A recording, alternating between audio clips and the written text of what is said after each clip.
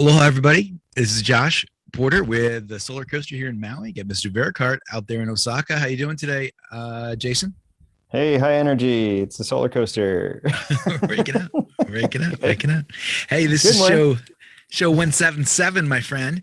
And we get a chance here to we're rolling through all of our content from the summer, and we get a chance to take a solid look at not only PV and all of its manufacturing methods with Andre Richter, former Meyer Burger senior staff member, but also take a look at what he's doing next in his new company, Blue Green Power.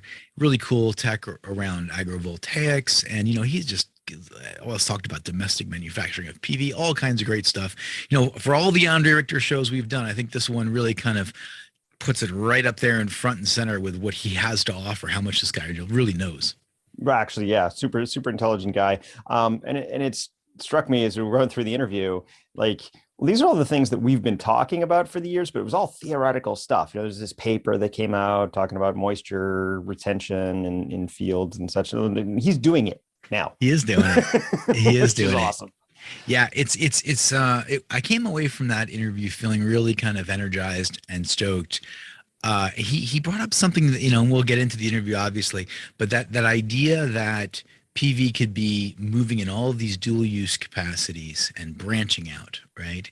And Yep. that there's new ways to manufacture given that, and new expectations and all that stuff. It was like, whoa, there's a whole new world, and Andres are on top of it. Very cool guy. So we'll get a chance to dive into that shortly. This is show 177, like I just said a moment ago, and we got boatloads of great news and events to jump into. So Jason, I'm gonna let you just kind of organize the ones you want to start with. I've read these all, so I should have quite a bit to say. So you go for it.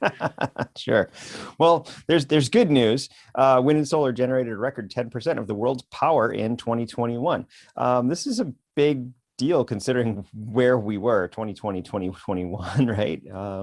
There's a lot of movement. And I think it is fantastic, but I think the whole article is a little bit disingenuous as a thing. It is Well, based off the network that. itself, this organization is called Good News Network, right? Yeah, So right. is their theme to just talk about things that are positive? Is that what their whole deal is? I, This is definitely not, a PV magazine or, MIT.edu. This is a totally different news source here. A lot of it seemed kind of accurate until they got to the end and they were saying some really weird stuff. So I don't know yeah. which. Well, I mean, and not all these facts. They base it off the five leading companies. Countries Mhm. um, that are here: U.S., China, Japan, Germany, and the U.K. Yes, all of these countries have been making significant investments in renewable energies, wind and solar. Wind. It's interesting that they count wind and solar separately. It's like three lines. One is wind and solar, one is wind, and one is solar. And you don't see a lot in like the bio or nuclear, etc. Hydro actually went down according to their graph, which I don't think is Hydropower. necessarily accurate. Like that's a significant downturn for hydroelectric. But it's really difficult to say that just because these investments have been made doesn't mean that we're generating that much of the electricity from that. And the issue that I've always been trying to raise is that our energy consumption, I mean, as we transfer for vehicles, for example, there's huge energy consumer. As we make this transition to the electrification of things, our electrical energy consumption is going way up. So are we keeping And so pace? the deployment of these renewables is just barely keeping pace. It's not enough to offset what needs to happen. What I did like about this was that they started to look at all the different countries around the world and the progress they were making, and I found Sure. that encouraging. It is good Yeah. news after all. And they talked about the world itself. It's the title right there is the record wind and solar generated a record 10% of the world's power in 2021. So, I mean, and then of course they move through all the different other types of renewable sources. They talk about, as you said, nuclear and bio and hydro. And, you know, when you look at it in aggregate, it's like, oh, there was a lot. We actually did quite a bit. The thing I didn't really get with this is they kind of, at the very end, it was pretty unacademic, if I can put it that way. They say if these trends can be replicated next year and sustained, the power sector would be on track to achieve the ultimate goal of global warming reduction as calculated by the IPCC. And I'm like, no. What? Yeah. Why did you get that a conclusion? They said, it was like almost they gave it to an intern and said, write some fluffy conclusion at the end.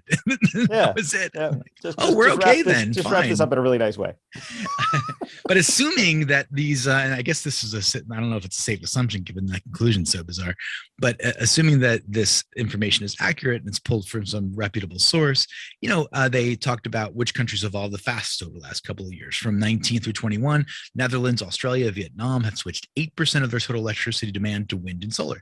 Those sources basically directly replaced fossil fuels. So these are encouraging, you know, metrics, right? They're encouraging numbers. You're seeing movement out there. There was also talked about a series of countries. Oh, achieving so 50 countries had more than 1/10 of their electricity coming from wind and solar in 21, up from 43 nations in 2020 and 36 in 2019. That's kind of neat. It's like, whoa, I mean, and we know that's happening, right? We see the RFPs, we see the deployments, we see the technology. I mean, it's happening, but I haven't quite seen it racked up in a simple sentence like that before, right? Yeah, but that's again, that's the thing. I think it's very disingenuous to say everything's okay, because we're not anything like okay yet.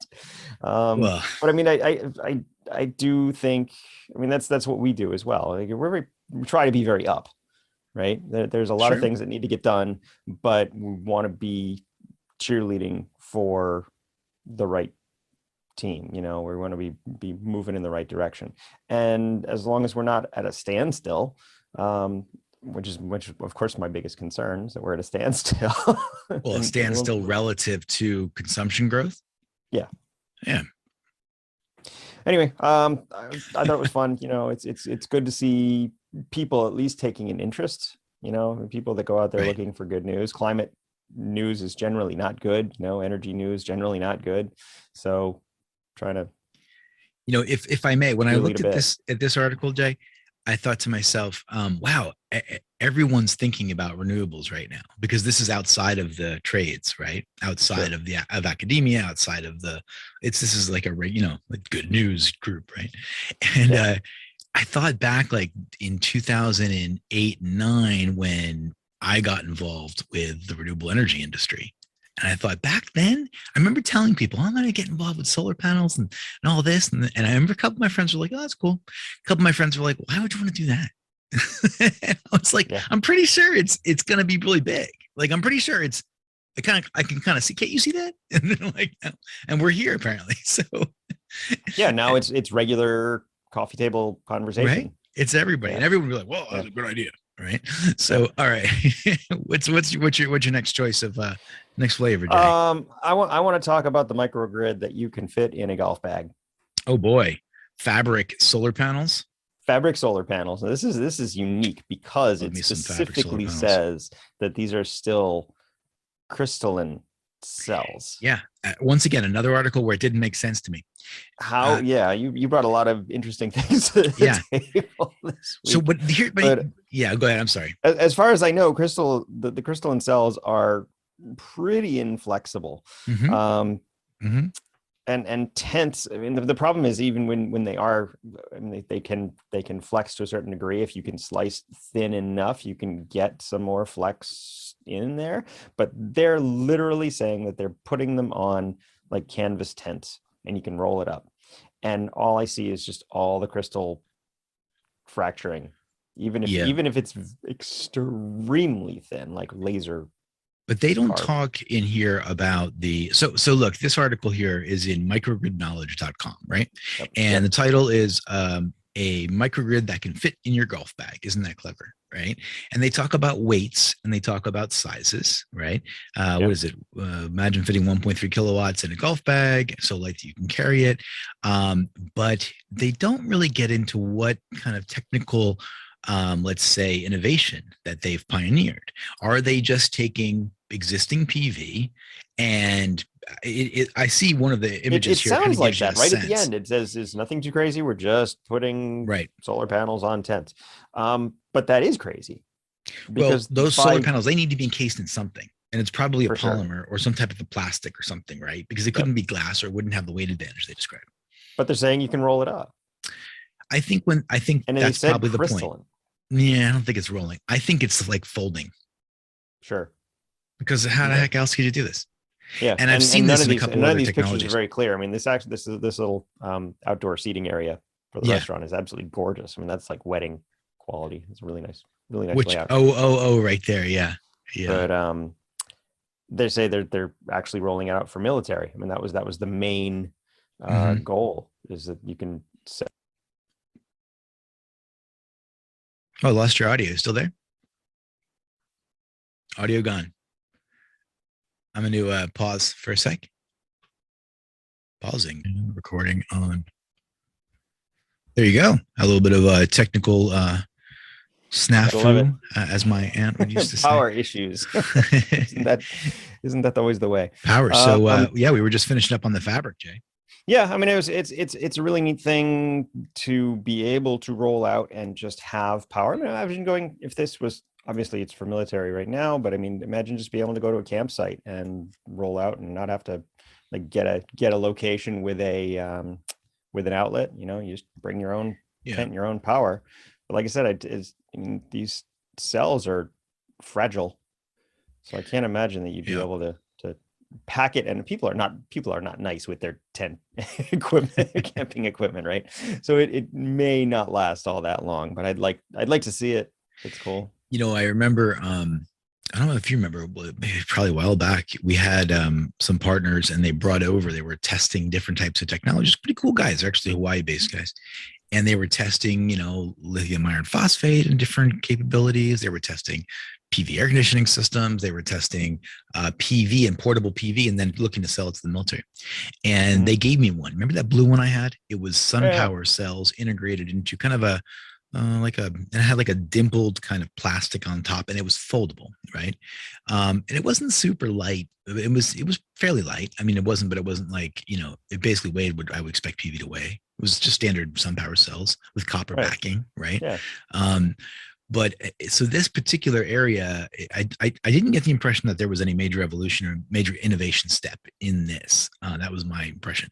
But definitely, it's very exciting, the idea of being able to have solar awnings, for example. And there is a Kickstarter campaign right now. I don't know if I shared this with you, but the way they're doing it is it's bifacial, kind of like, what's his name? Tibor snow fences, like a single row of cells encased in plastic like that. Sure. And they're doing that for RV awnings, right? So there's a guy that's put this together, like a 1 or 2 kW system, a couple of different sizes. But once again, it's folding. It's not coiling or rolling kind of stuff. And so wrapping or just stuffing it into the bag. Yeah. Yeah, it doesn't have that kind of durability. But that's enough juice to keep your little LED Christmas light things on in the evening, well past sundown. I mean, for the RV, everybody loves their full their feature. LEDs. I think that's great, instead of having to run down your battery or run the generator all night. God. Oh God, yeah, the generator. We've got a history with the generator. So, and along that, the next start of the Digital Journal reporting microgrids will be a giant $60 billion market by 2030. That's right. Obviously, right. Prediction of future results, whatever it's called. We can't predict the future, but it sure seems like the way the world is, right? And this is going through this article. This is all that was going through my head. So the way the world is, we have all these extreme weather events. We have uncertain fuel prices. I can't say that everybody's becoming a prepper, but it's certainly much more front of mind for people. And so they want to ensure that they've got their energy security, and microgrid technologies are how you're going to provide that. It's as simple as that. Yeah, there's for me, there's a financial incentive in this pretty strong based on climate change, and the existing model for central central generation of electricity and distribute it across, I'll use Doug's quote here, copper wire hung on dead trees. Nice. It's like that model. It's so That yep. model really ain't going to work too much longer. Certainly isn't going to provide the resiliency we need to deal with when we have these massive storm events. I mean, look at New Orleans when we were supposed to be there for SPI 2020, right? Yeah. Place just got knocked out like 1-2 punch and it was done. They were saying, how long is it going to take till we get electricity back to this city of multi-million people city, right? And so, when I think about microgrids, it's almost like the same type of financial path that PV went on, right? When you come to a place like Hawaii, you have super high cost electricity, PV plummets in price, installation costs come down. Well, it just makes sense to do this. This is going to save me money. It's going to cost less. It works, right? Microgrids are going to go through something like that. And then when you think about the term microgrid, right? People may not be fully acquainted with that. I think people use that term in kind of a floaty way, nanogrids, microgrids, grids. But at the end of the day, you're replicating the characteristics of a grid in kind of one location. It could be a home, it could be a business, it could be a municipality, it could be a little suburban development. But then you have basically the ability to generate energy, the ability to store energy with like some type of storage. Typically it's electrochemical.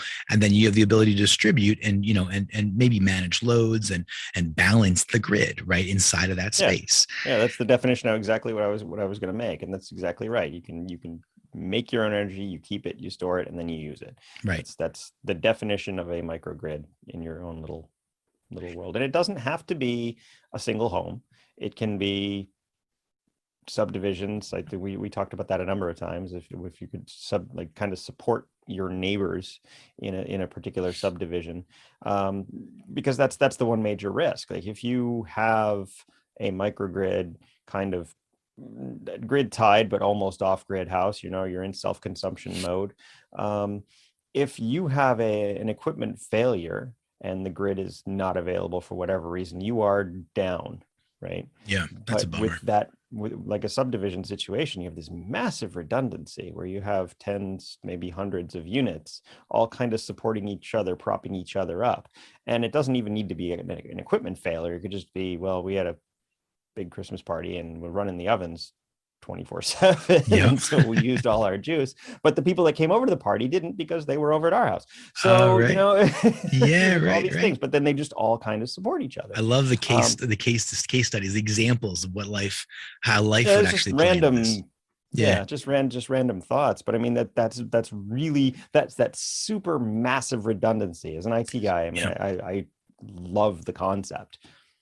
So to add to that a little bit, I mean, there are different approaches to that type of resilience, right? You have for microgrids, you have the Holo and the Ted Pecks of the world doing the approaching the white space of rental housing, workforce housing, and they've actually got a DC grid, right? Which is what Brian Patterson of Emerge Alliance talks about. They're actually implementing that at the grid edge right now. That's providing, and then all of a sudden you have the ability, although they're not doing this now, Ted Peck Holo, there are other groups that are doing VPP related stuff like the Salt Lake City, the Soleil Lofts, which is Sonnen, right? The Sonnen e-service, I think is the Sonnen group. So you have those groups are doing similar types of things. They have a community with multi-hundreds apartments, actually the rental housing in this case too. And they have a bunch of Sonnen, what are they called again? The Ecolinks. And they're not only providing that level of redundancy and resilience, but they're able to take all of that power and then they're able to sell grid services back to the grid. So you have a microgrid kind of service providing to Rocky Mountain Power, maybe, or is that who it was? I forget who it was. I think that was the utility out there. So you have different approaches. Then you have the theoretical approach to microgrids, and you know where I'm going with this, Mr. Raghu Balor, when he talks about, and a lot of that right there was probably more, well, in the case of Ted, it was DC coupled stuff with Ted Peck. In the case of, and Holo, in the case of Sonnen, they're AC coupled systems, right? Mhm. And in the case of N-phase. Ragu Balor and N-phase and Ensemble and the IQ8s and the promise of a super distributed module level distributed, microinverter level distributed microgrid, he's actually, everything's completely decentralized. You don't even need storage. You can actually produce your energy with the IQ8s. And then he's creating a kind of like ecosystem of where the appliances themselves are communicating and sharing and selling and buying energy. And that's the level of that's very future leaning, right? All of that I think lends itself to another category we'll get into in a little bit, which is the idea of smart cities. How do we create cities around these concepts?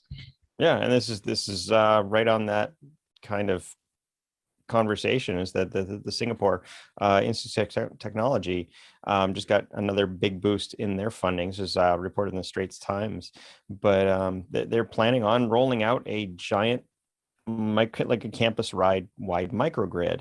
So cool. Thousands of rooms. Is it 12,000 something? Yeah, there's 12. Yeah, 12,200 4-room HDB flats are part of this massive complex. They're using both PV and thermal to capture energy across the campus, and it's obviously in its planning stages. They don't plan on having it up and running for any number of years, but they're going through funding searches right now, and they just got an additional $8 million from SP Group. This is crazy. So now you're looking at smart cities, right? And I don't know if I would even call it. Yeah, I don't even know if to call this a micro grid, because that's a lot. I mean, where do we draw the line as where are the lines? Where are the lines? And I don't even know the answer to that. But I tend to think about them. They talk about this as a place, a test bed for novel innovations in renewable energies. I like that term, that phrase they used. And, when you think about smart cities, I tend to think about integration of these novel technologies to improve life in totality, right? Improve the quality of life, I should say. Yeah. And so, and that could go from the electrification of transpo and, eVTOLs, electric, vehicles, and electrification of what am I trying to say? Aviation, air mobility. That's the term. Air mobility, end of last mile transpo, like the scooters and stuff like that. Then into like electric generation, transmission, storage, smart IoT, Internet of Things. There's so much in that smart. It's really, I mean, I get jazzed about that idea. I really feel like that is an area where it's going to be so exciting, because each of those things, Jay, that 1 + 1 = 3 of this industry that we happen to be so fortunate to be a part of, that's going to happen like crazy in those spaces. And then you just brought up thermal, right? We don't think of thermal, I think, right out of the gate with microgrid, but it clearly is a fundamental component. It's not only, it's like it's one of the pillars. What's that? It's going to have to be, because people are just going to have to start thinking about that. I think for so long it has been the conversation around the coffee table. Someone comes in, tries to sell you solar on your house, and it's all about electricity. But we need to kind of broaden our horizons a bit and talk about energy in its totality. Heat energy is still energy, and it's energy all the time. And it can be why convert your electrical energy to heat energy when you can capture heat energy and just make energy via heat, and then and then heat things with it rather than just find the losses in there.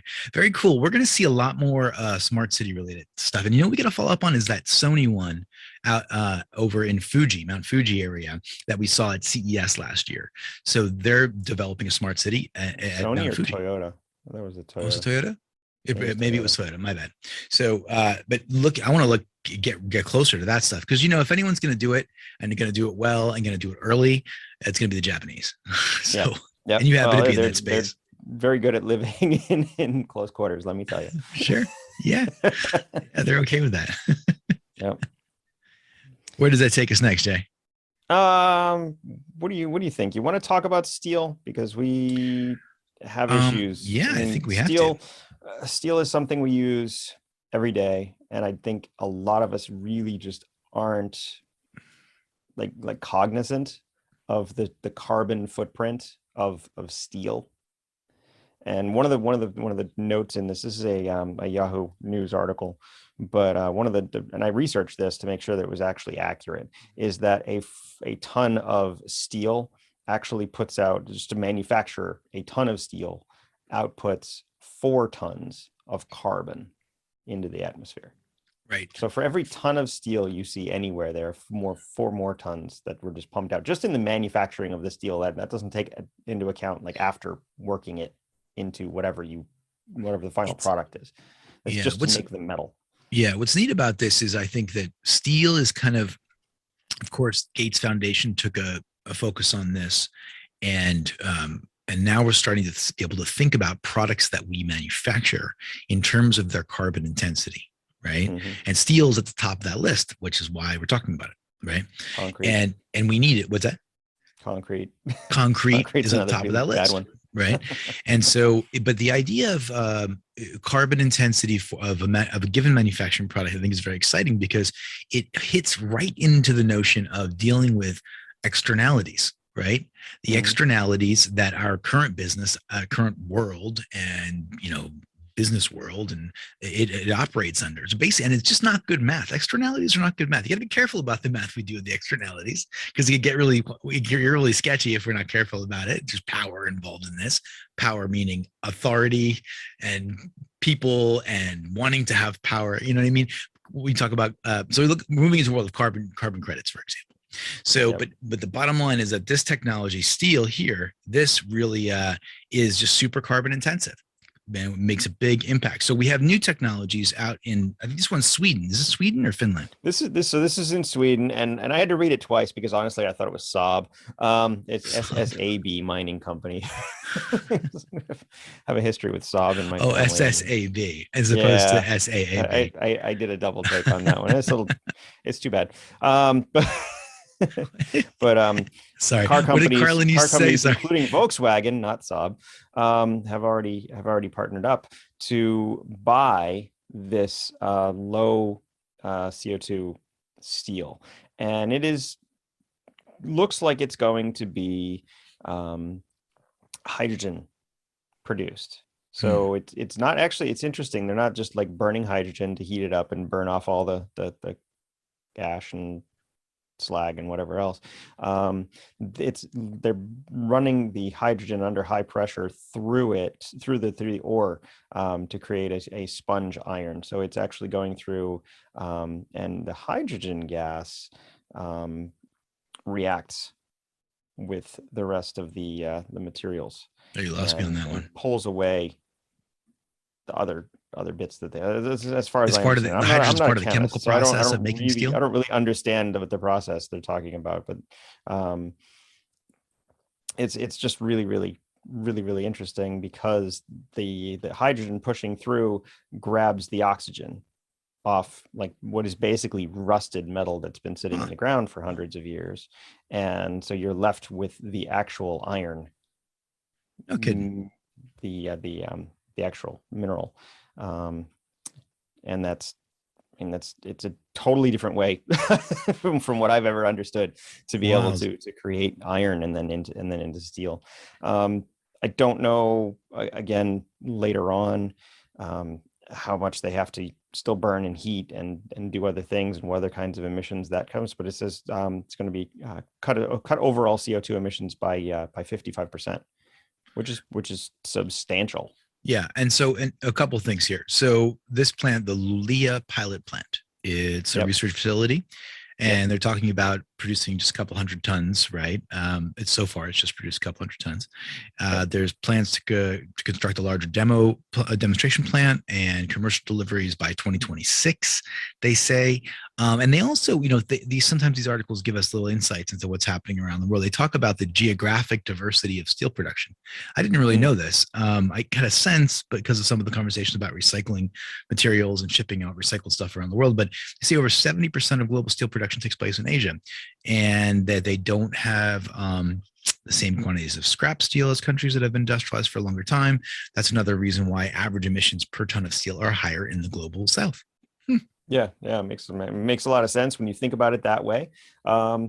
One of the things this article makes very clear and is absolutely true is that steel is imminently recyclable. I mean, don't throw it out. You have it recycled properly, because it has tremendous value, and every ton of that you can reclaim is another ton that they don't have to blow off 4 tons of CO2 to manufacture a new one.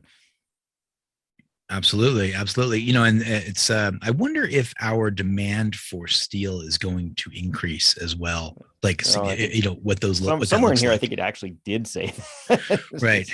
It's not going down. It's going up, just like everything else. I mean, as the world becomes more industrialized, right? I mean, that's the issue. So we live, lucky to live in a first world country, but as these other countries come up, that's been a lot of the conversation, like geopolitically. America was founded on fossil fuels, and why can't we do what you did? Because that's the route to becoming a first world country, having better standard of living for everybody in your country. I keep saying country. But it's not an unreasonable argument at all. And no, it's not unreasonable. And that's the thing. And we tried to push in the nuclear direction, but then we don't want to have them to have nuclear power because that leads to weapons. And there's obviously other nuclear technologies now that are not as easily weaponizable, the thorium reactors and such. But it's a really difficult conversation to have, because we're saying, no, you can't do this anymore, but you did. Okay, so we've got a transition underway, and we have many developing nations, many developing environments that are going to be relying more heavily on fossil fuels, and that's just going to be part of the game, part of the transition, right? Yep. And on the one hand, and I think this is really interesting, the faster these countries and these communities and these societies can industrialize, the faster we'll be able to have a global consciousness around the idea of green energy, right?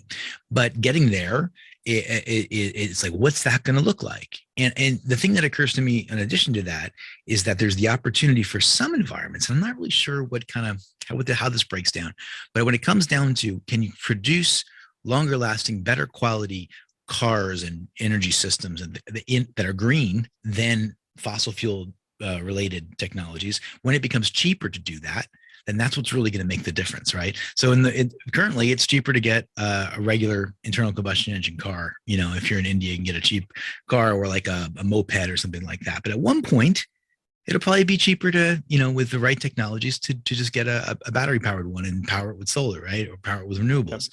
So when that happens, then it's like, then you start to get that real ramp up, but it's a transition. We can't, hate on different communities because, they're not getting solar power. I mean, even in the United States, think about it. I was in the solar industry for a decade. I didn't have solar in my house until last year. Right? Why? It's expensive. Carpenter's house. Yeah. It was expensive. I needed to buy a house. Then I needed to pay for the solar. Well, that was always your issue, is that you didn't own the place, and why would you pay to put it on somebody else's? I mean, you're just improving the property. I mean, it should be done.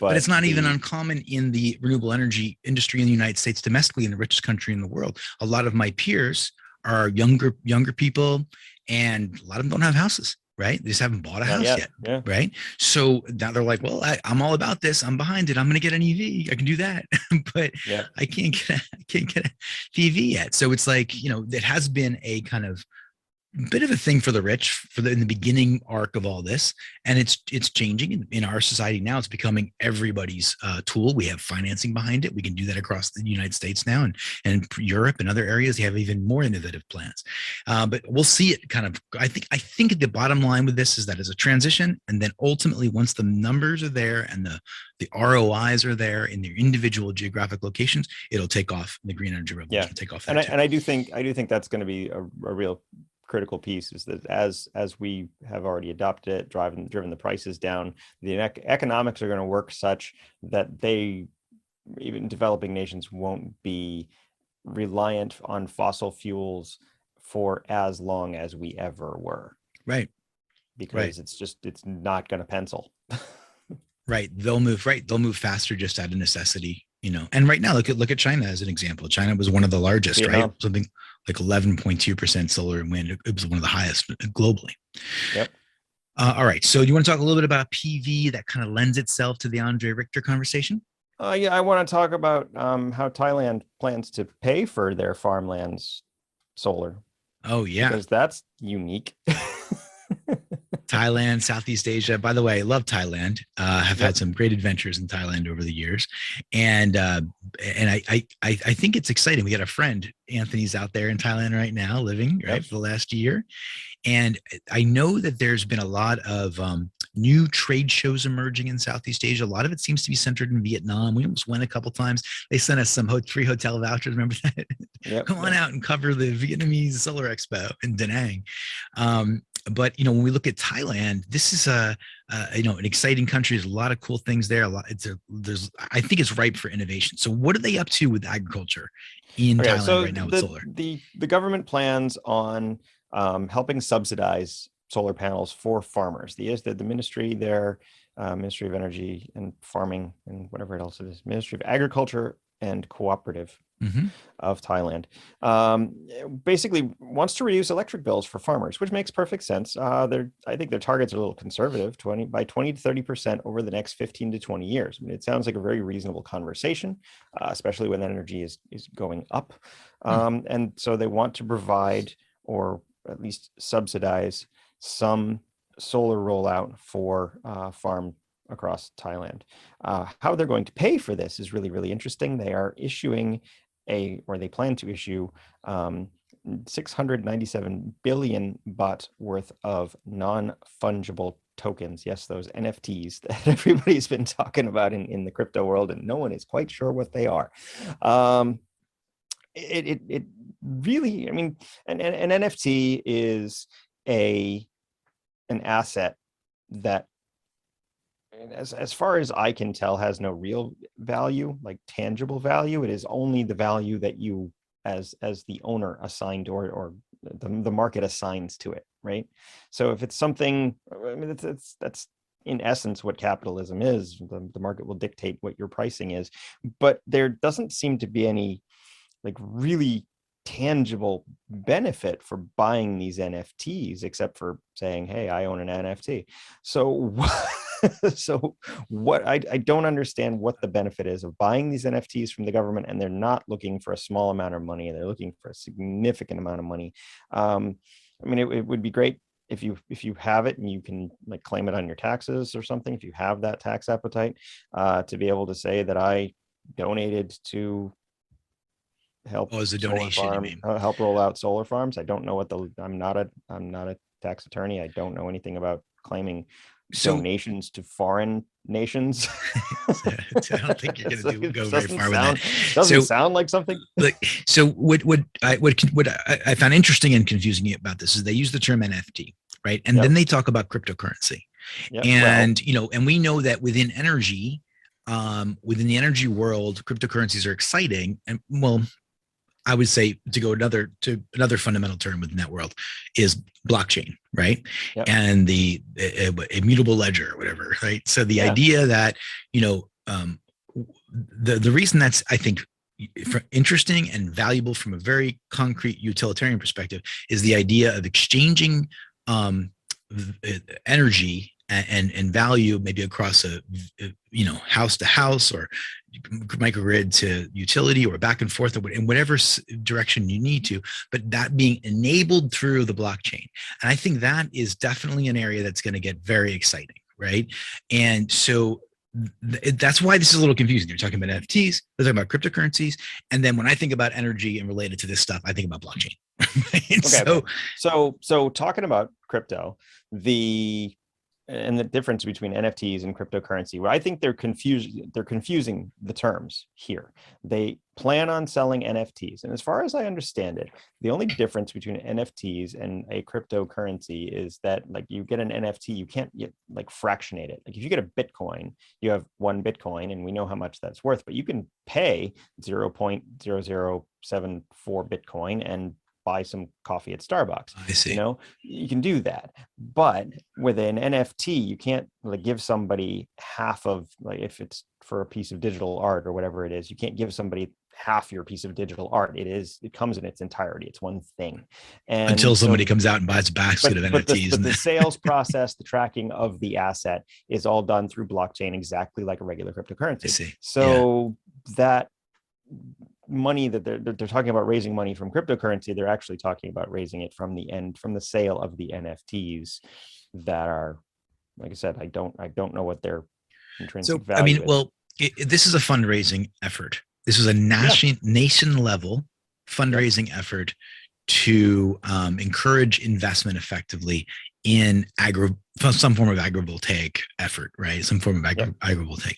And so I can see that there's inherent value in in food production and farming in Thailand, and people may want to be able to invest and participate in that. Maybe there's difficulties to invest in that space presently, and this is a way to move around that to make it easier for more people to participate in. Who knows? But what I like about this is the idea of cryptocurrency being involved in the, let's say, the popularization and the deployment of massive amounts of renewables. That area to me is kind of fascinating. I do think there's some opportunity there. I don't know what it is, but I'm glad that the Thai public minister, what's his name, Prafat Phothasuthon. Yeah, I'll let Take a you do shot that at it. He's the deputy agricultural minister here. That they're, basically they're saying, hey, we've got a problem. We have volatile fuel prices. We have rising fuel costs in general right now.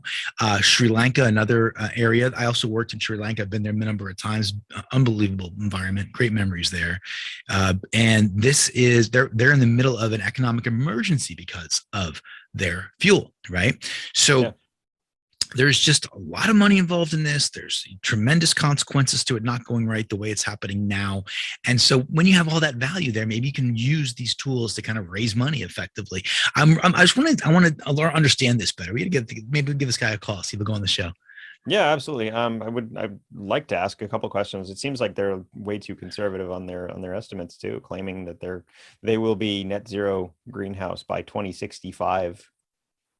Which is 2065 net zero. late. That's down the end of it, but it was the Prit committed at the COP26 held in Glasgow 2021 that Thailand will become carbon neutral by the middle of the century and net zero greenhouse by 2065. But it seems a little late. It seems a little late. Oh, so yeah, you're saying they're not being ambitious enough. Is what you're saying? Yes, yeah, I agree with you. Yeah. Yes, 100%. Well, very cool though. It's good to see innovative ideas. I'd never heard of that before. That's a brand new one. That's brand new. Yep. Do we have time before we go to Andre to hit one more PV? Or are we good to go? I want to hear from Andre because I have some interesting things to talk about that too. Oh, yes. So, folks, we're going to jump over to Andre Richter. This is a bit of a long one. We spent probably at least half an hour talking on this. We could have talked for longer. We've done probably 4 or 5 shows with Andre. He is a very insightful fella, formerly of Meyerberger, currently of Blue Green Power. That's his own company. Andre Richter, CEO of Blue Green Power. Pretty cool, Andre. So let's go right over to Andre, listen and hear everything he has to say about the different types of PV out there and where it's all going. Welcome to the show, Andre. How are you today? Yeah. Aloha, Josh. Very fine. Thank you. So, Andre, where are you calling in from? I'm coming from Germany, now sitting in Switzerland, just on the opposite side of the world when you're recording this. We're always doing a 12-12, right? Like we're 12 hours opposite each other, my morning, your night, or vice versa. So we have the opportunity here to talk about something very special. Andre, I know that your background is deep into PV manufacturing, and I know that you're doing some really fun new things in the kind of farthest reaches of photovoltaics now in agrivoltaics, which I love. I love that area. You know, Maui's a rural environment, and we are taking land and putting it into the employ of renewable energies. And it would be great if we could do agricultural projects with that as well. So it's definitely important to us. But the thing that I wanted to ask you about, and we just talked about it a second ago, but it was this notion of, you know, what are the core categories of PV solar? Okay. When we think about solar, of course, we have thermal, we have CSP, we have even hybrid PV thermal. We have all different types of solar out there, but photovoltaic is really the main solar that people are acquainted with. So can you help everyone here at Solar Power International understand some of the core categories of photovoltaic? Yeah, I can try. Also, photovoltaics is now more and more colorful in the last years. Yeah, it get more and more efficient. This is the reason. You can imagine all the PV cells, the different cell technologies had been invented already 20 or 30 years ago. So today in the mass production, there's new stuff, but it's coming out from the lab into the mass production and from the lower efficiencies to the higher and higher efficiencies. So we have two photovoltaic streams. One you can say as an evolutionary stream. So you have a factory for PV cells, for example, and you upgrade and upgrade and upgrade to more and more higher efficiencies. And this is today the technology is called PERC, Pearl, PERT. These are some specific words for this kind of technologies. And so you can always maintain your capacity of the factory and upgrade your factory to higher efficiencies. Got it. So PERC, Pearl, and PERT. Did I hear that correctly? Correct. Okay, so then how those three those are the three kind of core categories at the moment in photovoltaic? No, these are the evolutionary components. This is one path, you can say. I see. And there's a second path. And for the second path, you need more or less a new factory style. Okay. And this is a heterojunction. Okay. And you can say the first path is a high temperature production, and the second path is a low temperature production process. Only for the solar cells now. Nothing to do with the solar module. Okay. So we have an evolutionary path, high temperature, PERC, Pearl, and PERT. Is that right? Yeah, like this. Okay, and then low temperature, heterojunction, kind of the newer technologies, newer evolution. Yes, of course. Okay. Well, I suppose, does it look like heterojunction will ultimately take over in those types, or will they continue to run together, those two different evolutionary types? Yeah, to not be unfair, there is third path as well, very well established for many years. It's a thin film technologies, also photovoltaic thin film, like famous company like Solar with the cadmium telluride concept, or the CIGS concepts. So this is a own category, you can say. But the very interesting is, for example, for the heterojunction. The heterojunction is a cell-based technology, but in combination with a thin film. So you can say, in some way, heterojunction is a combination of the known first path and the third path together in one new. I see. So in actuality, we have three core evolutionary paths. Yeah. The first one, high temperature, the second one, heterojunction, and the third one, thin film. And then, of course, heterojunction you just mentioned is a combination of thin film and heterojunction. Okay, got it. So these are the three kind of core types, evolutionary paths of photovoltaic presently, right? And then what else can you tell us about the manufacturing process of those three types? Is one easier to make than the others? Where does that sit? Every path is very sophisticated at the end, because you are always operating at the cutting edge of each technology. Every production path is a little bit different, or very much different, but you have to optimize the process as much as possible. And this is complicated for every path. So this makes it more that the manufacturers are changing the technologies, because they like seeking for higher efficiencies. And now it's interesting to see it's not only the efficiency of the solar cell, of course, efficiency and the cost of the production. You can imagine high temperature concepts maybe need more cost, because you have high temperature, and temperature is energy and so on. So there's a carbon character of the manufacturing process, in a sense, because temperatures are related to energy is related to carbon investment. So the initial evolutionary path, is that the highest energy input path? It's very complicated. This kind of study called LCA, life cycle assessment, cradle to cradle, No? You see all the, or you see the mining of the materials, the copper and everything. You see the production processes, the transporting processes, the energy production of a cell, of a solar system, and then you see how to recycle the system or whatever.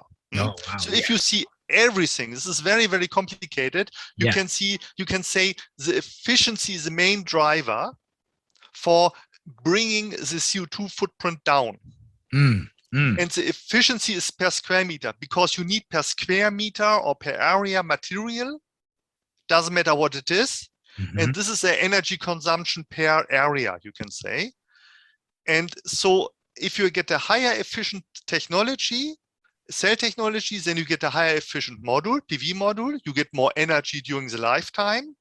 And at the end, you get a lower CO2 footprint for the system. I see. So very complex and very comprehensive, this cradle to grave kind of concept, the entire life cycle. I see. Wow. Okay. Okay. So it would be difficult to get into all the different manufacturing processes, but when we think about that full carbon, let's say, character of a given technology, we had talked earlier about some new ideas on regional and local manufacturing. And is this an okay time to transition to that discussion? Because I would love to. Would you like to speak more about PV, or can we make the transition to the manufacturing? No, I think it's good. It's good. It's a good time. Yeah. Okay, so let's think about this, because the United States is in this position, as is the world, where there's this concept on we need to really tremendously ramp up our solar deployment. Do what we know. From some of the smartest people I'm hearing across the country, there's a lot of new technologies emerging, but we have to do what we already know, and we have to do it at a much greater volume. And it seems to me that this concept that you brought up to me over a year ago of local manufacturing could have some real potential. So can you give us a recap of the concept of this domestic local manufacturing strategy that you shared with me? Yes, perhaps first one word for the penetration of PV in general. The cost is a very big driver. Lower cost is a very big driver to implement more and more PV or any other technology in the field. And today, the cell production, or to produce a solar cell, is very sophisticated, and you need a certain quantity. Yeah, you can do it in US, but perhaps only in 3 or 4 gigafactories like Tesla or others. You have to concentrate this very sophisticated production to hotspots. But the cells are very pretty small, and you can transport to every part in a country or worldwide the cells. And you have not to transport the modules, the ready-made modules. And if you, for example, if you transport the cells to Hawaii, you are able in Hawaii to produce some few hundred megawatts per year in a small factory, modules according to the Hawaiian market. Why not? And when we talk about the Hawaiian market, are there types of panels that would perform better in specific regions? Yes, of course. Like what kinds? For example, any example, anywhere. I'm just curious. Oh, okay. We are coming back to the point, but only one example now. It depends on the application where you put the modules. If you have very big tracking fields on I would say a more dark soil, then you use monofacial modules in a specific way. But if you are in Hawaii with the smaller systems, you not like to cover big areas with only PV systems, you may come up for bifacial systems. Yeah.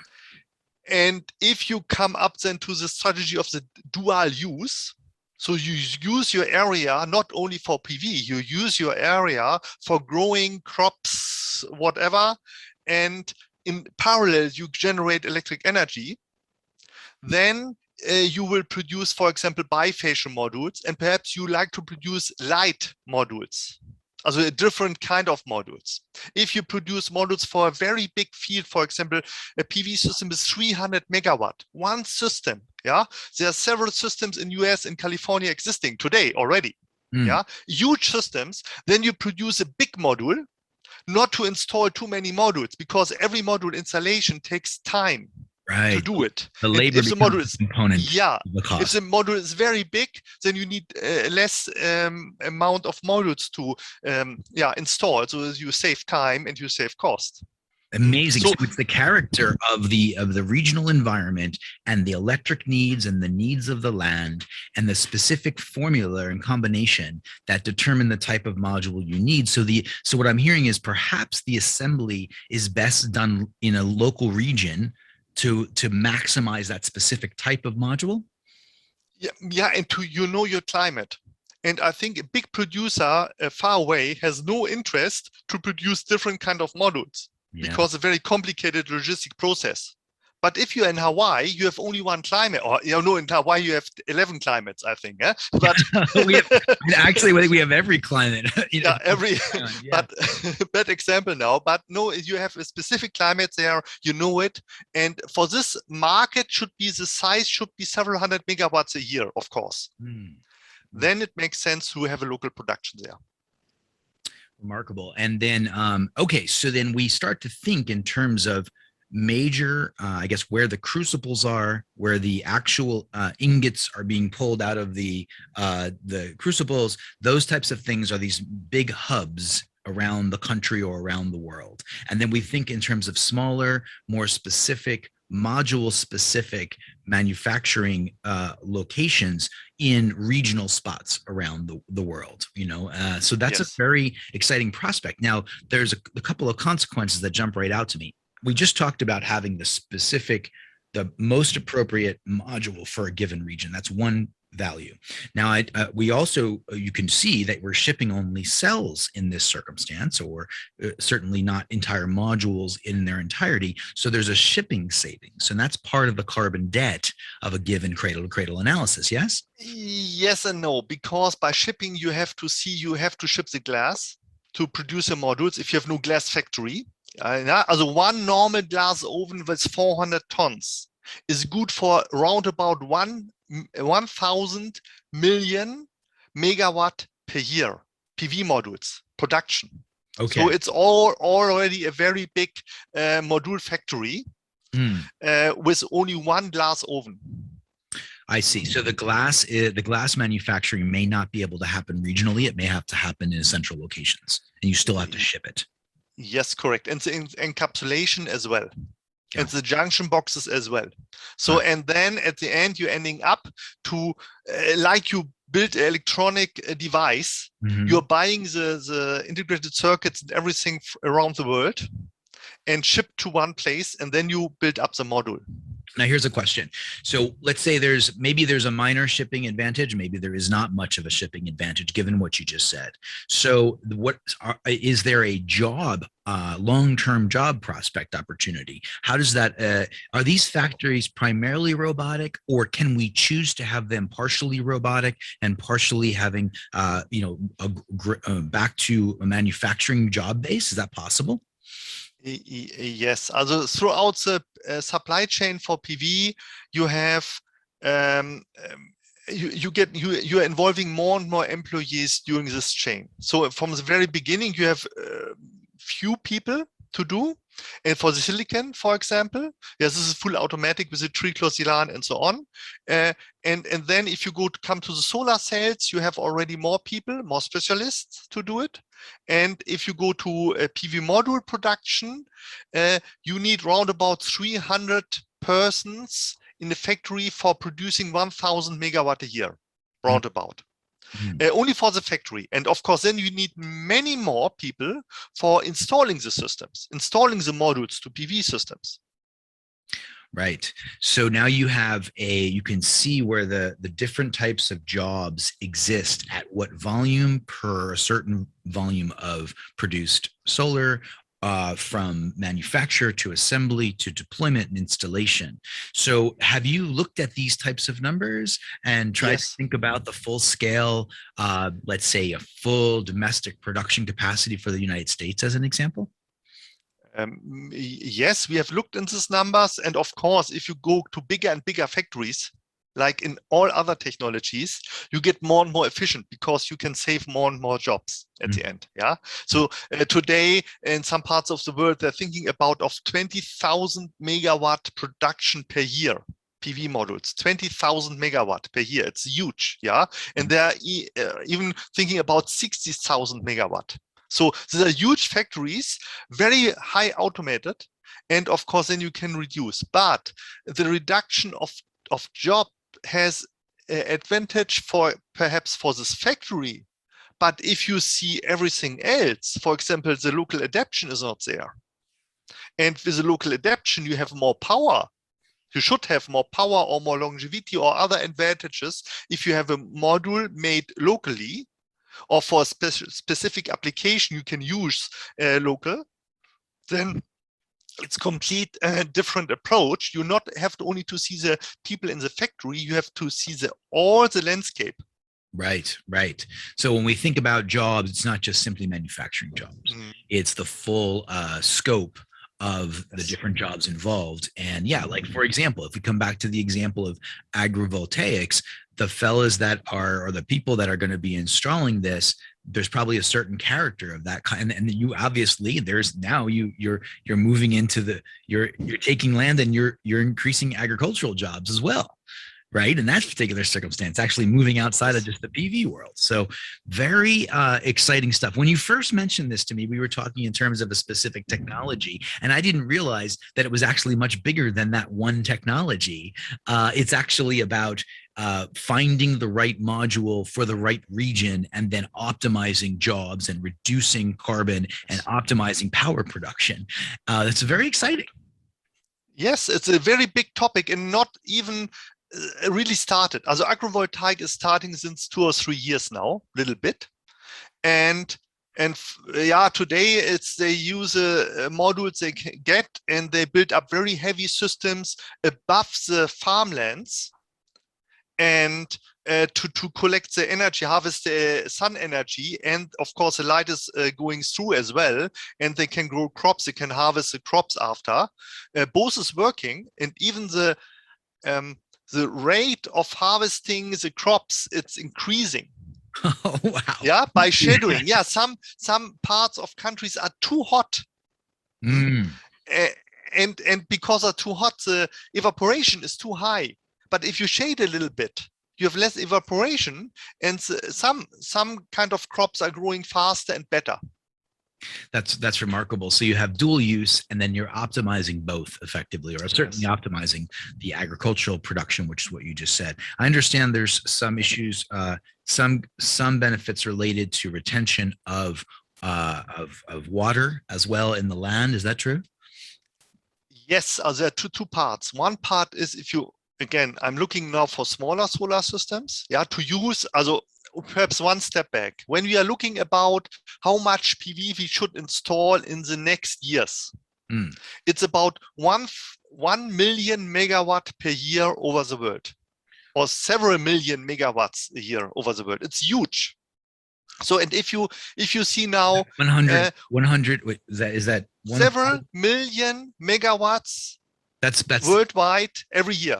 But I'm trying to put that into gigawatts. That's several thousand gigawatts effectively. Yeah, several thousand gigawatts or several terawatts.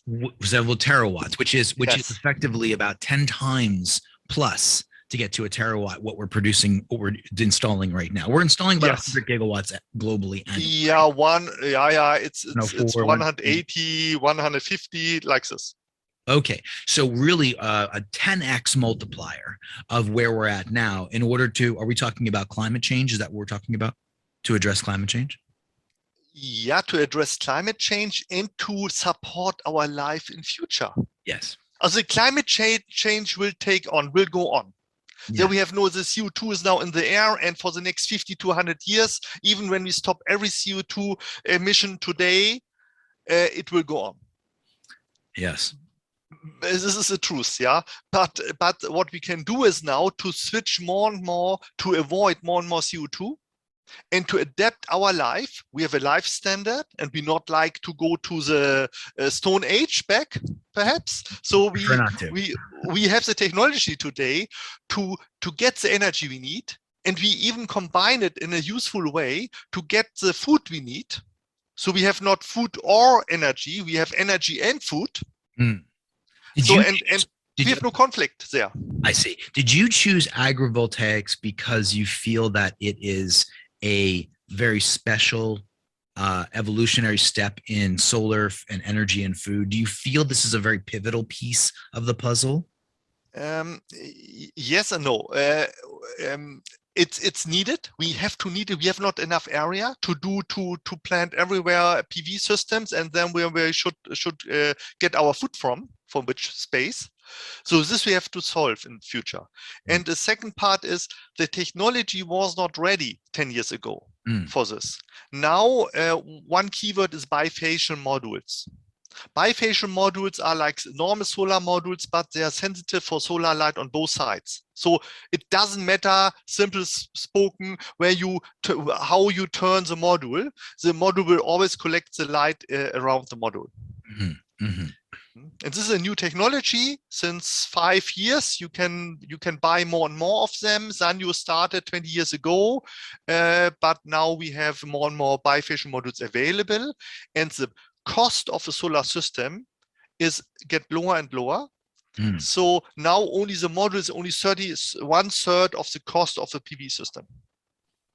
Yes. And this is changing dramatically the situation, because now you can play with the module. Play with the module. What do you mean by play with the module? You can use other technologies, you can use other configurations, and you have now to put the focus not anymore on the module. The module is there. You buy a bifacial or monofacial module. What is the best? You have a local manufactured module, of course, but the other costs are so high besides the module, so that you should optimize the cost. Or if the costs are there, you should use already done installation to do the dual use. So you can use the dual use even with the mounting systems. What do you mean by that? Yeah. For example, we are doing here in Switzerland many flat roofs. Also you have a house with a flat roof, and on this flat roof, you can make it green, for example. So you have a green flat roof. This is very good because green color or green actual food production or foliage, or you can do food production, but you can make it just green, grass or something like this. Okay. And then you have the evaporation effect.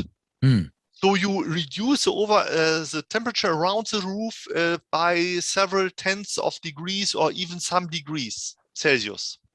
So it's a lot. You feel it. You can feel it, and it's good for cities.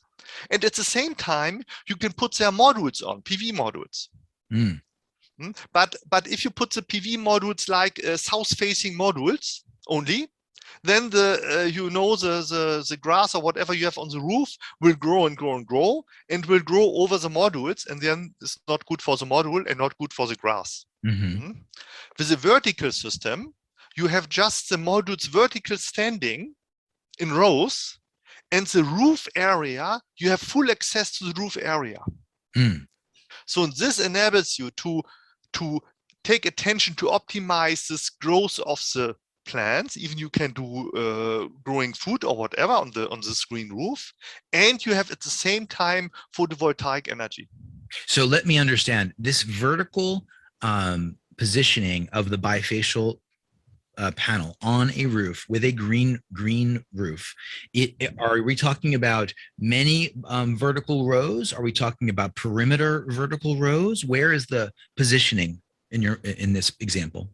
It's very flexible indeed, but usual configuration is you have a lot of rows with a 2 meter, also 6 feet, 7 feet distance to each other. Wow. And the reason for that is because you want to get more sunlight in, or help me understand, what is the optimal reason for vertical? When I think vertical, I think in terms of duck curve, like capturing early energy and late energy, right? And moderating duck curve. What are you talking about in the case of vertical? Is it that? Yeah, there are many points. Yeah, many plus points, I would say.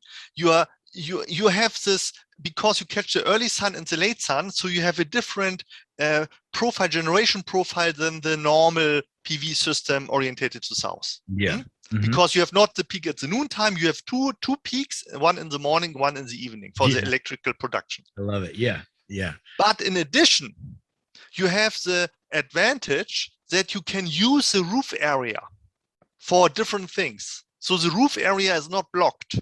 It's complete free. There's no module built on this area. And because you have a roof, and the roof you have to construct sometime. Yeah. So you have already, you can reduce the cost if you, by creating the roof, and if you put then the PV system on, you can reduce the mounting costs of the PV system by far. So if you are smart, you construct a roof, a green roof, with a PV system at the same time. And this system costs less than if you're constructing a green roof and a PV system.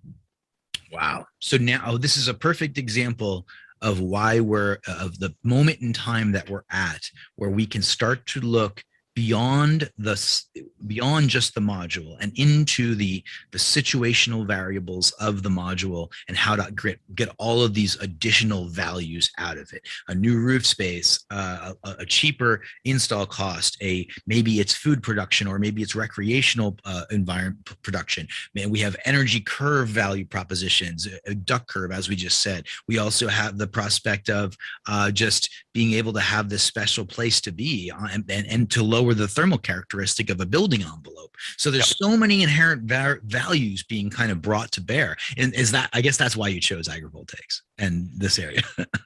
Yeah, these are not all reasons, but there are some of the reasons. Yeah, but there are some more plus points. I want to hear what those are too, actually. But I give you only one example. A few years ago, we created in Switzerland, in a valley, we created this such kind of a vertical system because we moved the module out of the wind direction. So you have less wind loads if you know the main wind direction in a specific location. And the wind is very strong, maybe you can move it out of the wind direction and you have not to worry about the wind loads anymore. Wow. That's a great example. Yeah. And Maui's very similar. We have trades, and generally it's blowing in one direction. So you're bleeding that wind and you're reducing the wind load. Yes. Oof, man, so many fun things. Very good. It's a small advantage, but it makes a big impact on the system at the end, and a big impact of the cost. Right. Very good. Okay. So we've covered a lot of ground here, Andre. So what is the name of your company? It's bluegreenpower.de. So it's you see in the name, it's blue for water, for clean energy, the green for green energy and green roof, and power is of course not only the power for electricity, it's the power of doing something, of changing the world. And I started now in Germany. It's now starting up, but I have a big network. And so we have already, since 5 years, we have good experience with green roof, flat green roof solar systems already. So you can do many things wrong if you start with, but you can. I have very bad examples for you. I'm not showing you now. I want to see those too. And it's really important that I get a hold of that B-roll, because I want to be able to see what you're talking about and overlay this conversation. If you have some good pictures or good videos, I have pictures. That would be very helpful. Yes. And then what the name of your company again? What is your website? It's bluegreenpower.de. It's coming in the few days. Also, I think in August will be online. It's not yet online. It's just all created. It's so much to do in parallel. I'm not only active in this solar creation of the new things. I've also amended now for PV module recycling. Yes, this is the area. Yeah. We'll set another call on recycling, because I'm doing some. Yes, we can do. Yeah. Doing some interviews about recycling right now. This is an important part of the puzzle.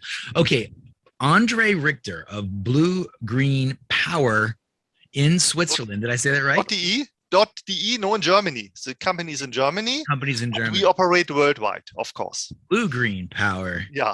EE in Germany. Yeah, as usual, Andre, you've blown my mind and you've given me a great perspective on how photovoltaic is evolving and where the innovation points are and the tremendous amount of value that can be discovered in exploring and building in that respect. So thank you very much, Andre. And I look forward to having our conversation soon on recycling. Okay, welcome.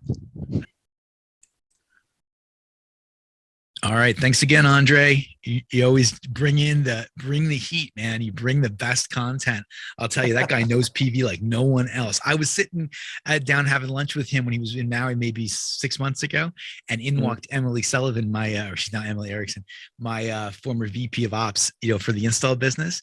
And I look at her and I go, "Hey, this is Andre." And I go, "He is the smartest guy I know in PV." And she looked at him and she's like, "Josh knows a lot of guys in PV, so you must be really, really smart." And I'm like, he is. I can say that without even hesitating.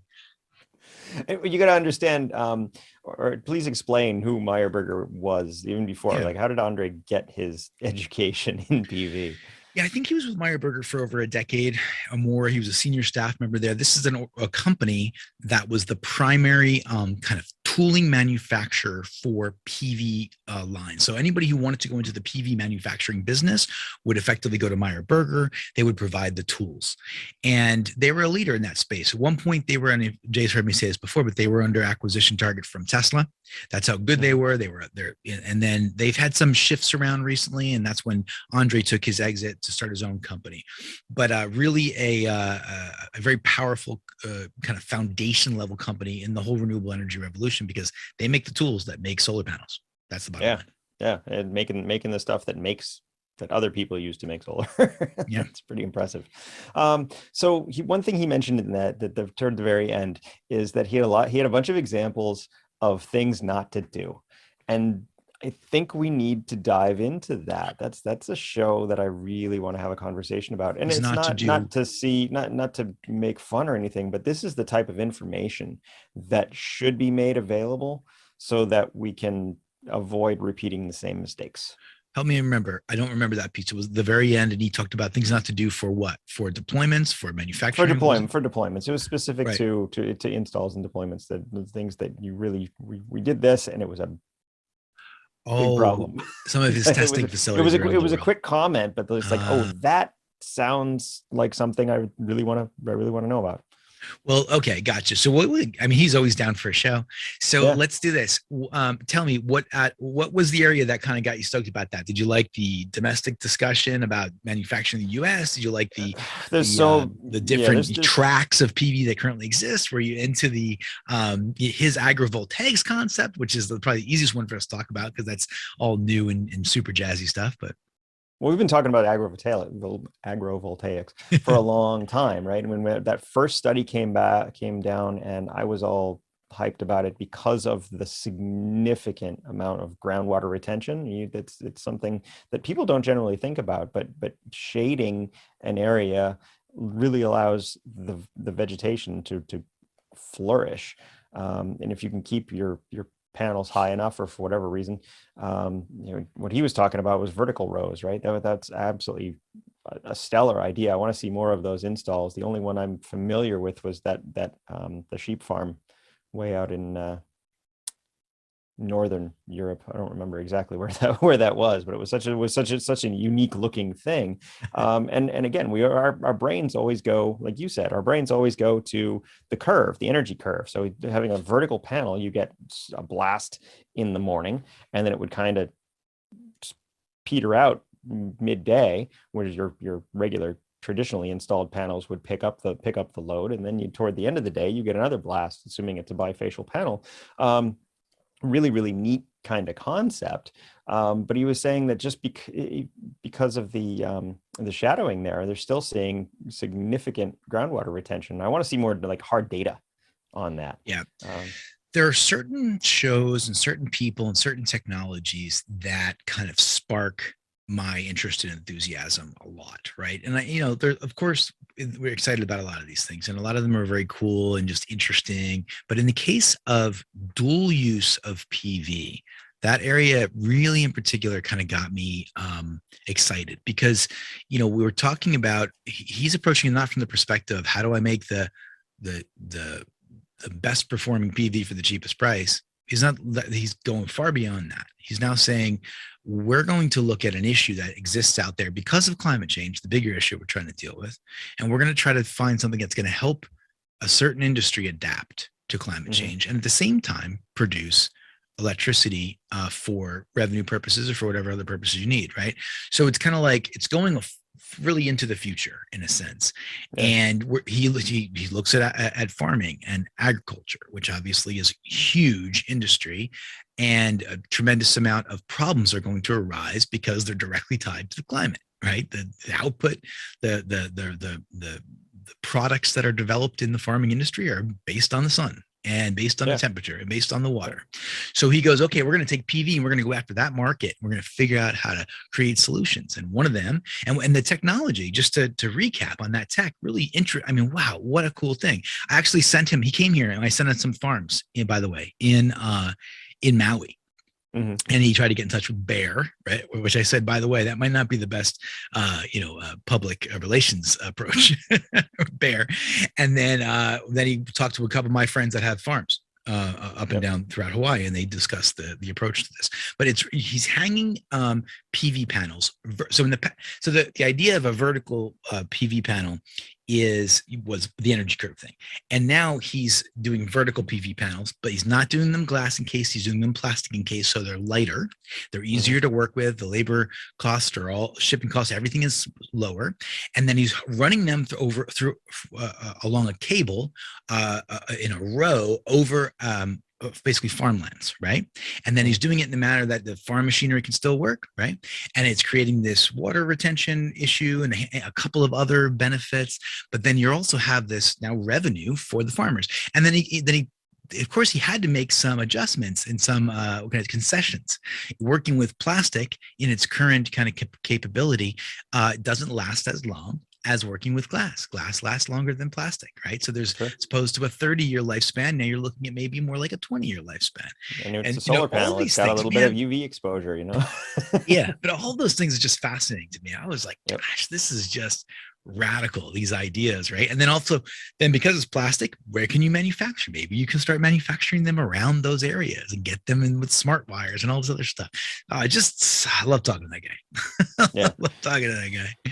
But I mean, farming is hard work, and some of the people have this image in their head of like farmers that are like dumb hicks out in the farm doing nothing, and nothing could be further from the truth. These are the most savvy, like really smart people. They know how to make things work. They know how to repair their stuff because they're not waiting for months for hardware to come in. We got to get this field plowed, done, harvested, whatever it is. And so they know their stuff, they know their business. And when you go in and say, well, I can increase your yield and give you another source of revenue, they're gonna pick you apart. Right. And imagine the PPAs in that world too, right? So power purchase agreements, imagine once you start getting into that world and then you say, hey, we're going to come out here, we're going to roll this out cost free. You're going to have a benefit in your production. Your yields are going to be better, and you're going to have revenue, which you can maybe sell to the utility or whoever. But that's the data. I really need to see some hard data on this, and I'd love to see what came out of his first few installs to really support that. It's just sales. So that's what he's working on right now. So we'll keep tabs on that. Give him a shout, see what he's developed. But he was looking out here in Maui and then in 4 other kind of geographically diverse areas around the world to conduct those installs and do that test. And he's a pro at that. That's what he's done over the years for Meyer Burger. So, that data comes out, it's going to be very credible. And that maybe there's a big industry here. Let's see. Who knows? Meyer Burger, Andre Richter, the entrepreneur. I love it. Right? Nice. All right. You want to talk a little bit about EVs before we go? Let's touch base on EVs. I basically dumped like 10 different EV articles on you. Which one caught your interest? Well, there's only a few things. And the ones that caught my eye, obviously, why your car's calendar age will matter much more than its model year. This is really an interesting report. We've had enough EVs on the road now that this kind of information can start percolating, being put together. And they have a bunch of really obvious, this is InsideEVs.com, why electric cars calendar age matters more than model year. But the graphs, you scroll a little bit down and it's very, very clear how the batteries are kind of aging versus a traditional gasoline powered engine, and then how having a battery change basically resets your odometer, if that makes any sense to people. It's such a neat conversation to have. I will say that, I mean, it's still your car that is 5 years old with a battery versus a 1 year old lease vehicle coming off, the 1 year old car is still going to be infinitely better. But if you're talking about vehicles within the same year, you've got a vehicle target and kind of a price point, it may behoove you to figure out what month that car was actually manufactured, because it matters a lot. Absolutely. So I just got a text message from Juju about pickups. Nice. So let me say this. I love this article. Absolutely loved it. And it in part, I was following the Chevy Bolt and the recalls, and I saw some people listing their Bolts on Craigslist. And of course, there's anytime there's a huge aversion to something that it can't be sold, and the prices come down. I'm like, maybe I'll scoop up a Bolt for a Steel, right? And because I know the batteries were all replaced during the recall. So as long as that battery had been replaced, then basically you got a new Bolt. And that new Bolt is current generation cells too, right?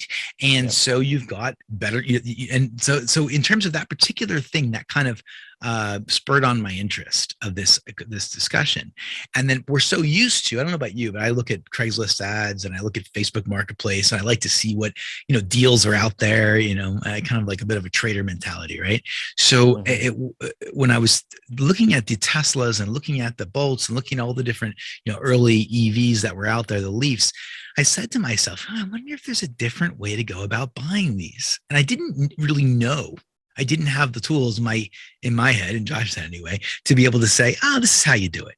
But this calendar age thing is kind of what they honed in on. They homed in on this calendar age, as opposed to your mileage, right? And there's less moving parts in those things. Mileage, I assume, and I wanted to ask you this, but I assume that mileage is a proxy for the quality of and the longevity of a vehicle in the case of an internal combustion engine, because things wear, right? You have all these moving gears and parts and things, and they just don't. The mileage tells you basically how much long of a life you're going to get out of something. Yeah, exactly. But, it's exactly that. So, and it's an early conversation we had about EVs, the less moving parts, the less your maintenance costs overall, assuming that the engineering is done well, the longer they will serve the last. The battery it's the most expensive part of the vehicle. So having to replace that is a significant expense. But if you get one that has already had its battery replaced for whatever reason, that's an attractive buy. Yeah. And it's far reaching too, because then if cars last longer, then you're producing less cars, or for a given situation, less carbon in the, all that stuff kind of comes into play. That's a must conversation. Why can't we sell one car to serve 5 families and have it all? There you go. And I just saw one the other day and put it in here because I gave you so many articles, but why hasn't the subscription lease of cars, actually taken off yet, where you can just get you go to one car manufacturer and you go, like their own car. I never subscribed to that, because I know there's a lot of people that live in cities, they ride in taxis, they do Uber, whatever it happens to be. But for those that are further out from like suburbia and beyond, like you drive 35 minutes to Costco, load up on your stuff, and then you go home. You don't want either the car to be not available, or you like having your own vehicle, and I think that's going to be a hard sell for a lot of people for a long time. Now, it doesn't mean the vehicle can't be electric, but I don't know if the whole We're talking about the subscriptions. Yeah. subscription services stuff. We'll see how it pans out. All right. Did you want to try to touch base on policy? I only want to say one other thing, and because this was really cool. A Teslarati article that DeLorean has teased its first electric vehicle. You telling me this sucker's nuclear? Oh no, this sucker's electrical. As a what do you call it? Back to the Future quote, right? Yeah. So, okay. Very good. Honestly, it's such a weird. This is a weird article because it's saying that they're going to be releasing some information. So they're teasing information for a teaser that's not coming until August. Yeah, we're teasing the teaser.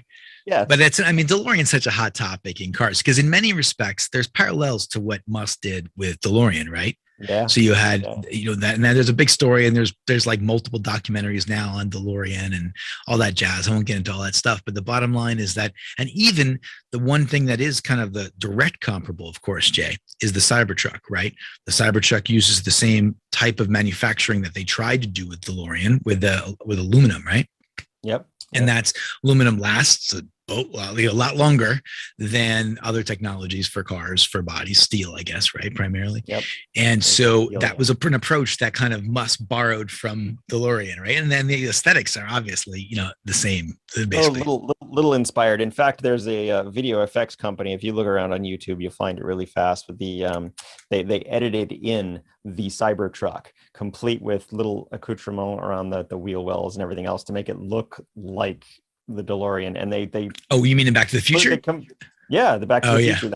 That whole first scene in front of them all, they composted the Cybertruck in, and it looks, it just fits. It's so funny. Very good. Very good. All right, Jason Verkart. Well, thank you very much for your diligent news and events presentation as usual. We had a bunch of other stuff on here we're not going to get to today. We'll carry it on our next show. This has been episode 177 of the Solar Coaster, and it was a pleasure to talk to Andre Richter, formerly of Meyer Burger, currently of Blue Green Power, and learning about agrivoltaics and all cool stuff in the future. What say you at the end of the show, Jay? Get out there, buy a Chevy Bolt. Find yourself an electric vehicle if you can. They're going to pay for themselves in short order. Yeah, here it goes. All right, folks. I'm in the market right now myself, I think. Oh, no kidding. So it's getting very, very real, very, very in quickly. Japan or in the US? In Japan. Whoa, check it out. Very good. All right, folks, have a great weekend ahead. Showing up. It's a thing. Jay, you want to keep talking? Go for it. No, we're good. See you all later, guys. Thank you very much. Have a good one.